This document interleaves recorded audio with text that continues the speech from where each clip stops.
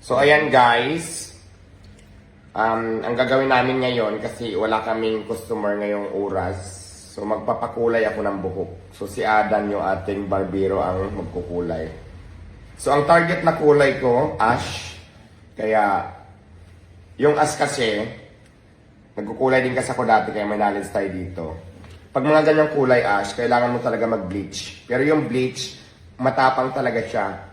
Kasi kailangan natin i-wash out yung black bago natin i-apply yung ash para tumalab yung kulay na gusto natin. So kaya naman naglalagay na tayo ng bleach.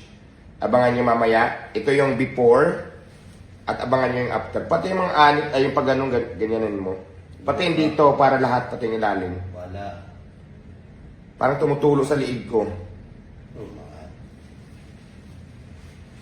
Ayan. Masilan yung balat ko ha. Kailangan ano. Maayos ka mag ano. So ayan yung ating before tapos yung after natin, abangan nyo. At ito na guys, nakababad ng ating bleach. Abangan nyo na mamaya, malapit na ako gumanda. So ngayon, abangan nyo ang magiging resulta. Siyempre, ibababad muna natin to ng ilang minutes hanggang sa maluto na yung ating buhok bago natin i-apply yung gusto nating kulay. Kaya naman, abangan nyo ang transformation. So ito muna ang panoorin nyo. Bye. Pwede mo nang scroll.